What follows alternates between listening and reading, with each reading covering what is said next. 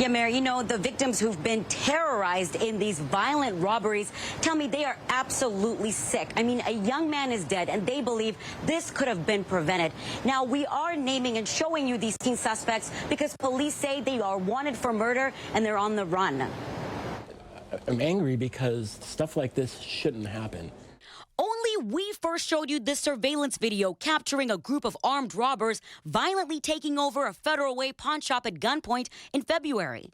Investigators now say two of the suspects are 16-year-old Montrell Hatfield and 15-year-old Marshawn Jones with an accomplice. Detectives say Hatfield has a distinctive limp from having a right prosthetic leg, a critical clue in these investigations. Hatfield and Jones were caught that day, and prosecutors pushed for them to stay in juvenile detention. But prosecutors say Judge Averill Rothrock allowed the teens to go on electronic monitoring ankle bracelets at home, and Judge Nelson Lee continued their release on house arrest under local rules. On March 14th, detectives say the teen suspects cut off their ankle bracelets. 5 days later, World of Weed employee Jordan Brown was shot and killed in a robbery at the pot shop. Tacoma police say they're looking for Hatfield and Jones in Brown's murder. Detectives are also investigating if the teens are behind other pot shop robberies leading up to the deadly robbery. We talked to one of those victims who say this could have been prevented. Obviously, they don't have regard for human life. So why were they put under house arrest? It's ridiculous. And if the gun's involved, I don't care what your age is, you go to jail. Developing now, a woman who was brutally attacked at a Seattle light rail station asked a judge not to let the suspect back out on the streets. She was shoved down the stairs and beaten in an unprovoked assault. KOMO's Tammy Mutasa is live now with the very latest in this case. Tammy? Mary, and that victim pleaded with the judge, asking her not to release that suspect because she truly believes he could kill someone in this community. Now take a look at the surveillance video. That brutal attack was captured on video, and it is very difficult to watch. Prosecutors say Alexander J., also known as J. Alexander, is accused of grabbing the 62-year-old woman at the International District light rail station and then throwing her down the stairs. Investigators say he follows her down and shoves her even further down those steps. And then he kicked her in the face, according to investigators. In court today at his arraignment, the victim asked the judge not to let the 40-year-old out of jail, saying he's a danger to the community.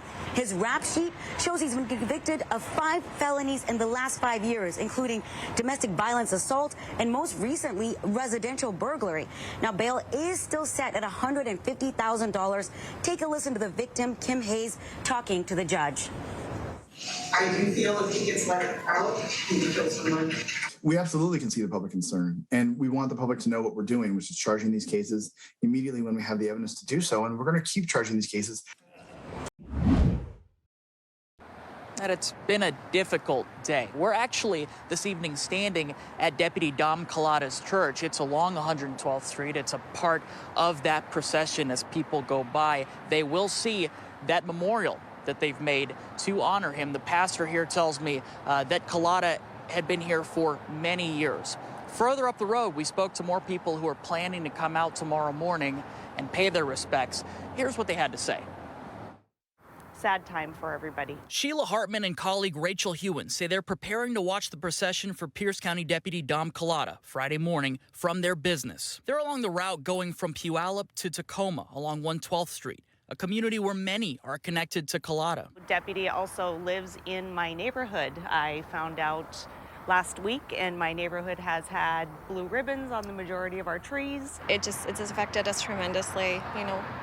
With the loss of an officer, it just kind of hits your heart all over the place. Rachel also telling us her husband is in law enforcement. We just prayed about it a lot because it's a loss of a brother in the community among all the other agencies. The route will also take Calata by his church family at Shepherd of the Hill Presbyterian Church, where those in the procession will see the memorial they've created for the fallen deputy. People are pouring their hearts out into these things for us. Pierce County Sheriff's Department spokesperson Darren Moss said they appreciate this support that they've received. A lot of people get this idea that police aren't appreciated or wanted, and I know that's not true in Pierce County. We see it all the time. And for one last moment, the residents Dom Calata served will get a final chance to say goodbye. Sending prayers, support to the community, to his family, fellow police officers. We need you guys out there. We appreciate everything you do every day. Hi, everyone. I'm Preston Phillips from KOMO News. Thanks for checking out the KOMO YouTube channel. You can see more of our videos right here by clicking on the video links for more news from the Seattle area and Western Washington. Oh, and don't forget to click the subscribe button below so you don't miss our YouTube updates.